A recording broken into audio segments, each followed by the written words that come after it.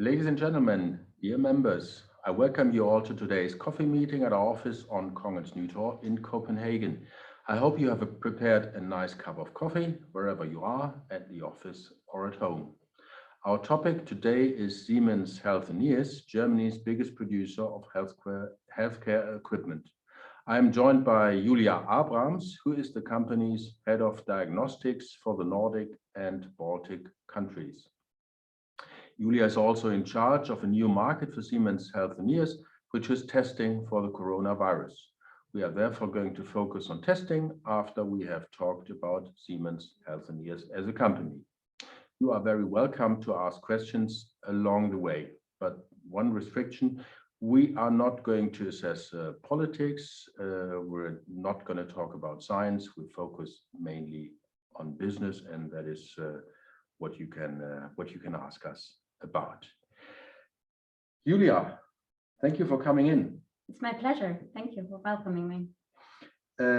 Julia, Siemens Healthineers, the largest German healthcare equipment producer. As I said, what is the story behind Siemens Healthineers?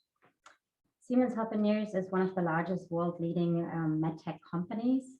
And in 2018, we were spun off by Siemens AG as our own standing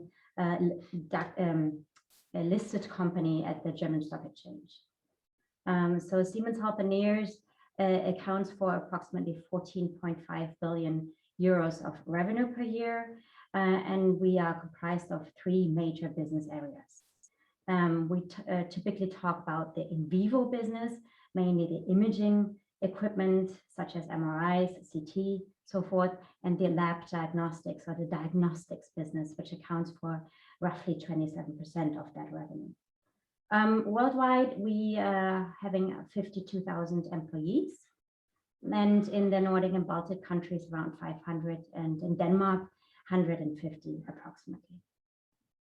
I'm heading up, as you said, the diagnostics area for the Nordic and the Baltic countries. And diagnostics, typically, that's when we talk about in vitro diagnostics, meaning the tests that are analyzing samples from the body, meaning swabs, blood, serum, urine, or other body fluids. Those tests are typically designed to be performed at point of care, meaning bedside, at a hospital, or at someone's home, or in the laboratory, which is the bulk of the tests. Within that laboratory market, we then further distinguish between immunoassays, molecular business, clinical chemistry tests, hematology, coagulation, urine, and some smaller esoteric tests. And well, in the course of the pandemic, I understand that your business has changed a lot. Yeah, indeed. Especially the diagnostics business has gained a whole different value in our society because it supports us with assessing the prevalence of the infection in our societies, communities. Nevertheless, I think it's also not a secret that we were first negatively impacted by this pandemic because routine testing really plummeted. Our revenue in diagnostics compared to fiscal year 2019 has decreased by roughly 4%, because again, those routine surgeries in hospitals or routine monitoring of patients, for example, diabetes patients monitored at the GPs, was drastically reduced because of the lockdown. But then testing kicked in. Well, exactly. So about a year ago, I think we all discussed in the business, is it going to be a V-shaped recovery? Is it a U-shape, or is it an L-shape? I refer to it more as a Nike swoosh. So we saw a deep decline first because of the lockdown, because surgeries were postponed, because routine testing monitoring was postponed or wasn't executed. But then we quickly saw recovery. And when I can speak to the Nordic countries, we indeed saw a quick recovery. We saw the reopening then in the summer month. Then Siemens Healthineers was very fast in also launching a PCR test, as well as an antibody test. And then after the summer, we then also launched the rapid test for detection of infection. And now the latest launches are, and that's industry-wide, in the area of antigen testing in the laboratory. I think that's an important point here, the different types of tests. I think many people are a bit confused about what there is out in the market. Can you just explain briefly the differences between the PCR and antigen testing and what other tests there are? Yeah, indeed. I get that question a lot, and I think we have to distinguish between diagnosing and detecting of the active infection of COVID-19 and then the reaction of the body as an immune response, which is the antibody test. So those are the two big ones.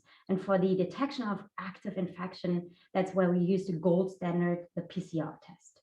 It's a molecular diagnostic test, and hence the molecular diagnostics has seen a steep increase in test volumes and that overall business. It's predicted to grow 9% year over year up until 2027.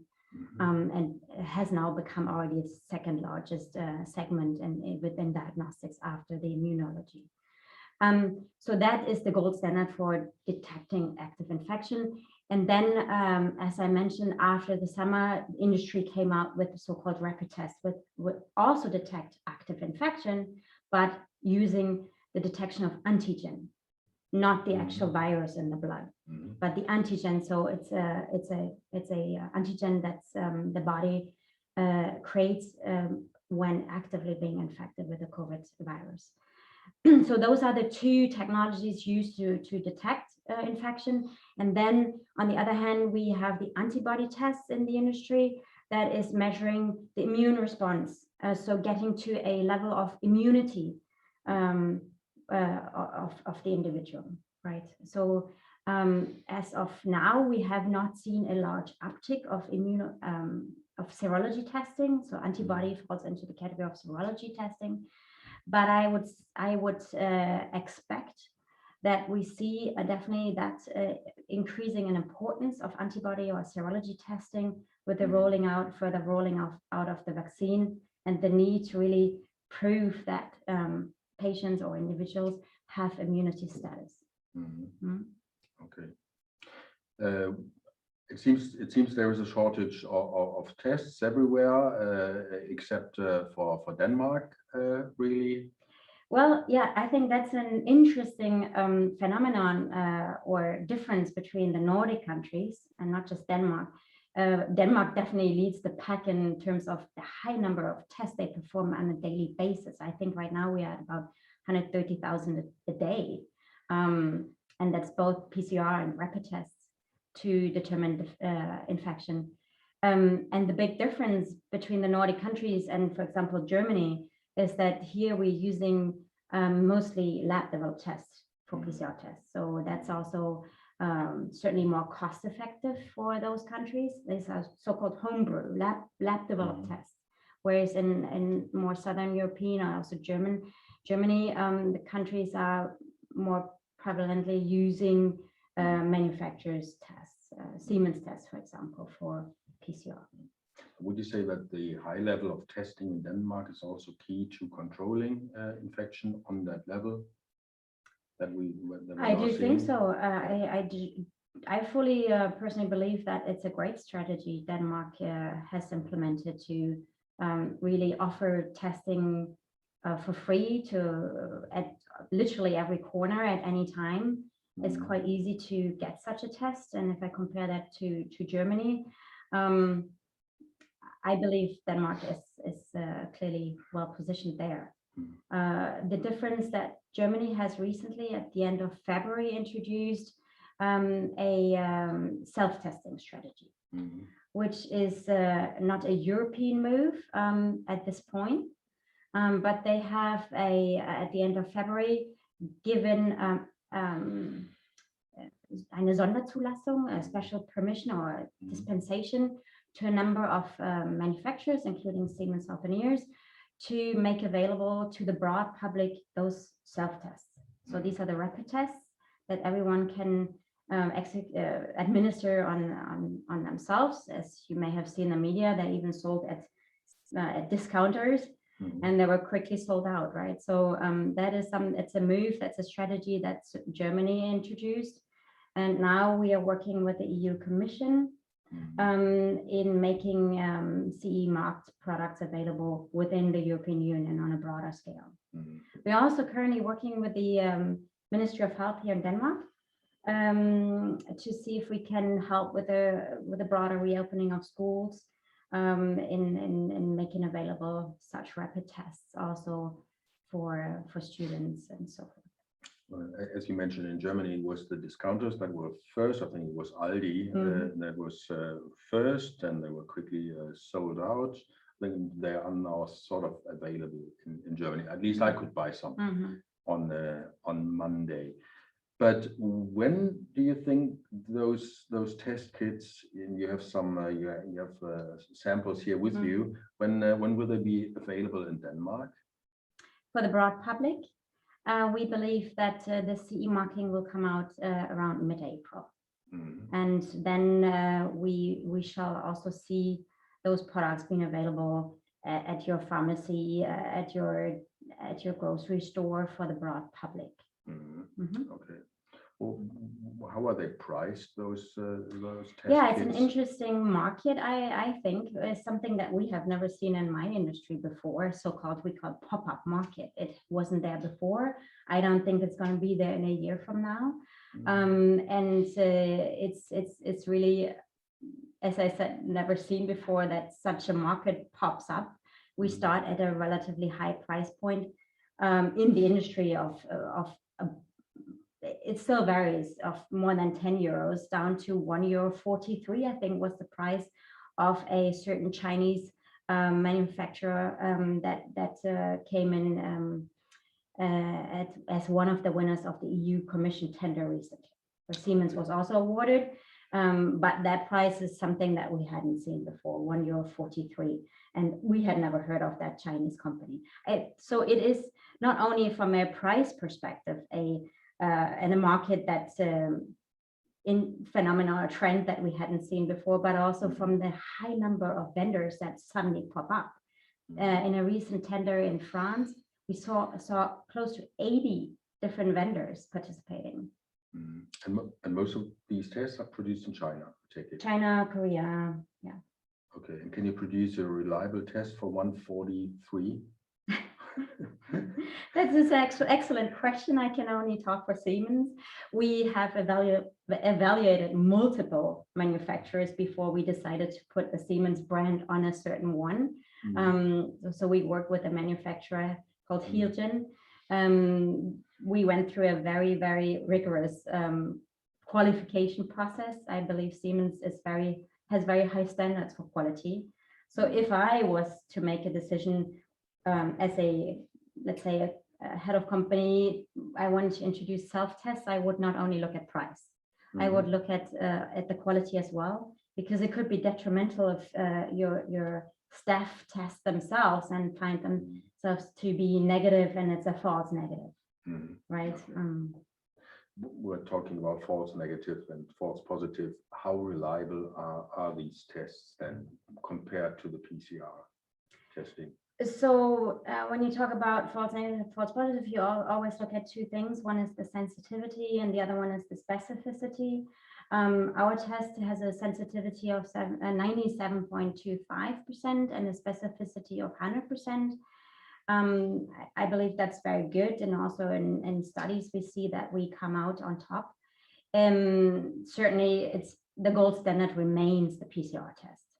A PCR who really detects that there is a RNA of that foreign virus present in your body. But hearing these figures, I assume that there is quite a high reliability. Correct. In these tests. Correct. And you can use them in order to do things on the day that you get tested. That Correct. is basically the idea. Yes, and we also performed studies that shows that it does not make a difference whether you are a lay person, non-medical person, performing the test yourself or on someone else, like for example teachers would do. or if it's done by a professional. So studies have shown that they come to the same conclusion. So a matter of how the sample is being taken and the matter of how it's being read in the test cassette here. Right. All right. You can show this into the camera. What is happening? Well, after you have taken the swab. So this is the swab that you introduce into the nostrils, 4 centimeters deep. It's no longer the brain scrub, as I call it, but 4 centimeters. And then there is a little flask that you put in the puffer solution to react with the body fluid. You wait a certain number of minutes before you then put drops into this little cassette, which reminds you maybe of a pregnancy test. And then you wait 15 minutes until the little indicator then moves up, hopefully. If it doesn't, you would be positive at the T, and if it moves up, you're negative. And the test must be read after 15 minutes. So simple to use. Quite simple to use. Yeah. And again, we have tested it with non-professionally trained people and showed that that's absolutely viable. So as you said, these will probably be on the Danish market then mid-April. The CE marking by the European Commission is what determines that. Yeah. We believe that by mid-April they will release tests of not only Siemens but to the European market for self-test. So why were they on the German market then prior to that? Because of that Sonderzulassung, special permission that the German Ministry of Health decided on going this different testing strategy, which I believe they were very much under pressure, Mr. Spahn, and certainly also a lot of pressure from the corporations in Germany to push for self-testing. We have customers that are a bit larger corporations that use these self-tests for their staff. Because again, as opposed to Denmark, you don't have those tents at every corner. We can send your staff to do a quick self-test before they come into the office or into the production or warehouse and potentially infect others. A very striking difference between Germany and Denmark, in particularly on Monday.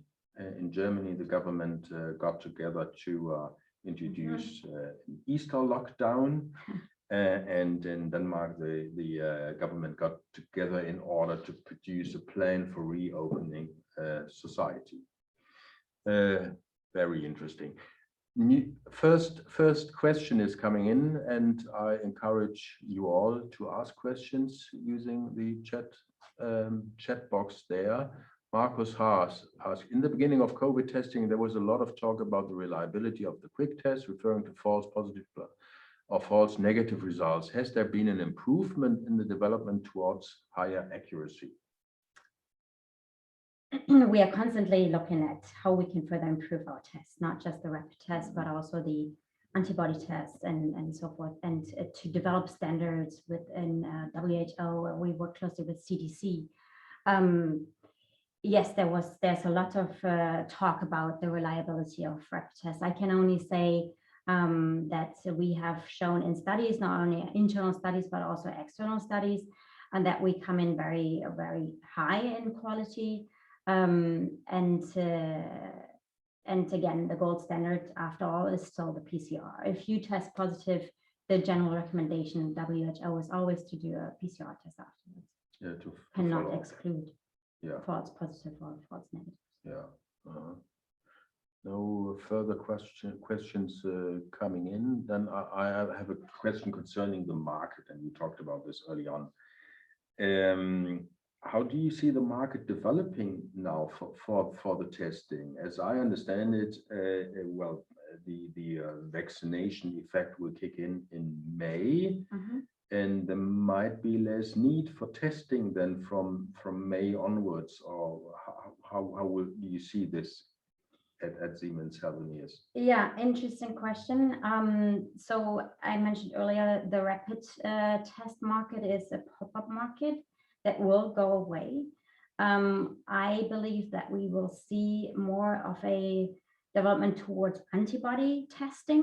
Now in Denmark, or also in the EU, we're discussing immunity passports to open up for travel across the borders, where the immunity passport shall include: when have you been vaccinated?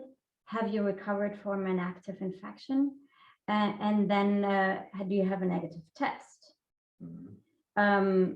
There is still no guidance from WHO or CDC on what, when and how to test for immunity, right? So we at Siemens Healthineers have correlated our antibody test towards the WHO materials, and we have shown excellent correlation of how they define immunity. But there's still not a harmonized standard like we see for a vitamin D test, for example. So long term, I believe that antibody testing must be increased, must be more prevalent in across the population.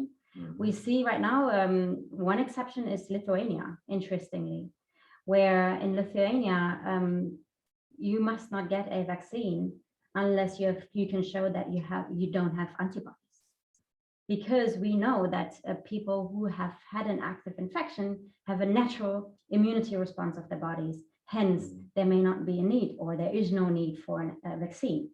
So you're not getting any vaccine if you have naturally developed antibodies in Lithuania, which is a strategy that we don't see in Denmark or any other European countries currently being executed. But I believe that with serology testing, antibody testing, the vaccine rollout can be much more monitored or measuring effectiveness of immunity. Oh, I've actually read that in some countries you just get one dose of vaccine. Yeah. If you have been exactly infected. Like that's more the UK strategy. Yeah. To do a broad vaccination with one dose, and only later on then do the full vaccination. In Denmark, they run the other strategy, as many people as possible for the full vaccination. Whereas with serology testing, you could check on what strategy is more effective. You reach a broader immunity in the population with the UK strategy. You could test broad populations on with the antibody testing. Well, we'll see who was best after the pandemic. Surely. There is another question again from Marcus. At the moment, many countries accept both PCR and antigen testing as a proof of non-infection, but not antibody tests. Why is that so? What is the difference in the proof? Yeah, so the countries, I guess you refer to crossing borders, and they just interested in, are you infectious or not? Or do you currently have an infection? And the only two tests that are detecting active infection are PCR and antigen. Antigen, again, is that rapid test, or also recently we see lab tests. So that's more of a high throughput mass testing of in the lab, as opposed to the still relatively highly priced antigen rapid tests. So those are the only two that really measure or detect infection. That's what's important when you cross the border, I believe. Not so much whether you're immune, but again, I believe that will become more important. Okay.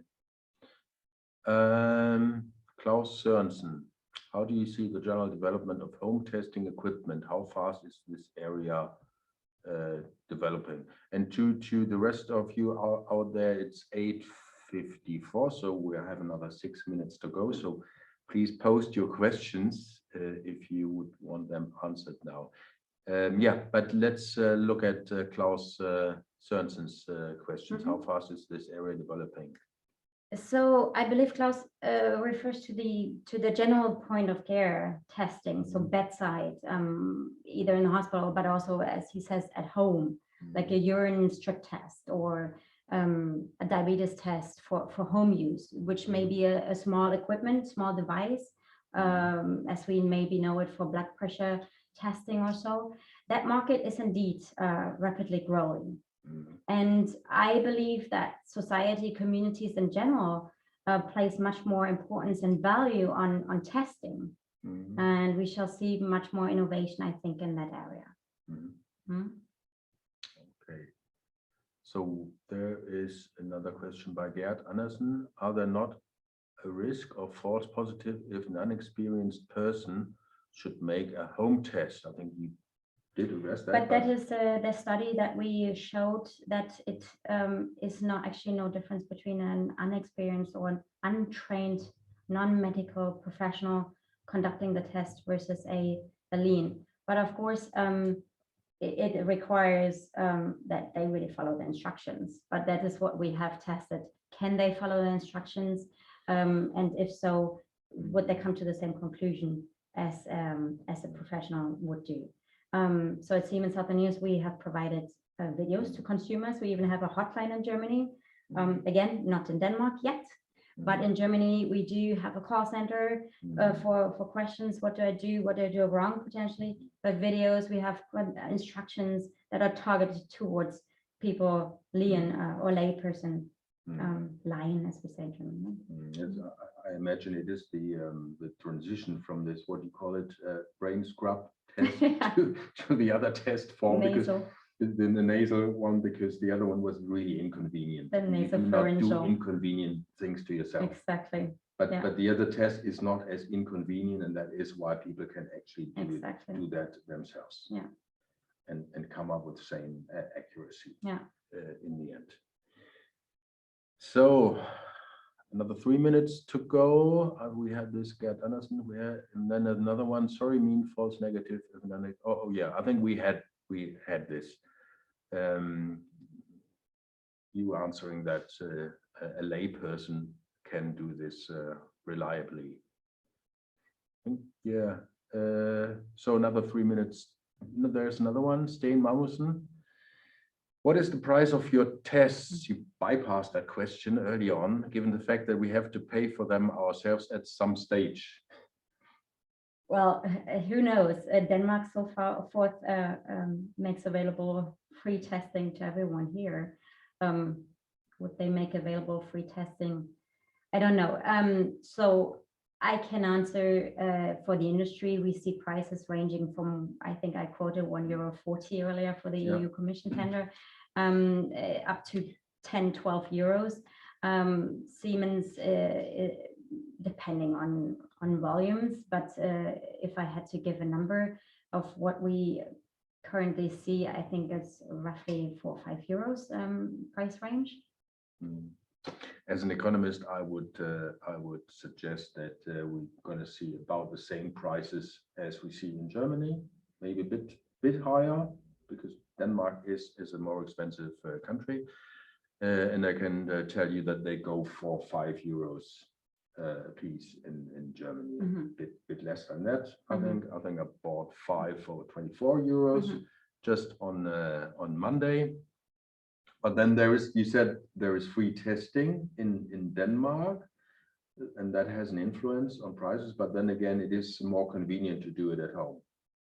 Yeah, I believe so. It gives you a bit of the comfort to just do it quickly. It's as opposed to driving or walking over to a tent, trying to get an appointment. I heard recently when the schools opened for the higher classes, students, there was quite a bit of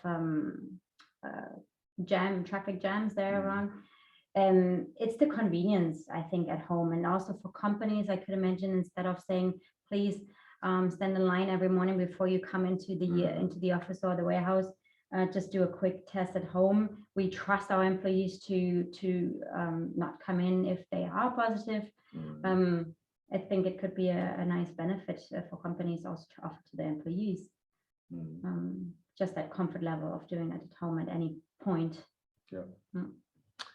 So quick questions, maybe to 2 questions. There's one expert question, obviously. Does your company have an approach to sensor-based hemoglucose testing, diabetics?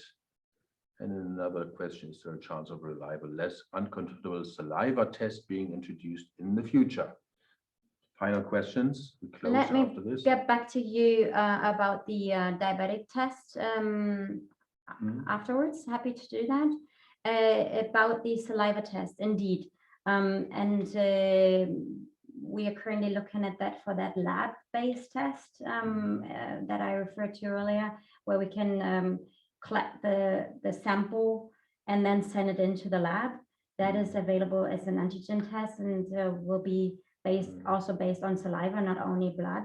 And that could then help with reopening as well for a high number of quick throughput lab-based testing and saliva, yes. Yeah. Okay.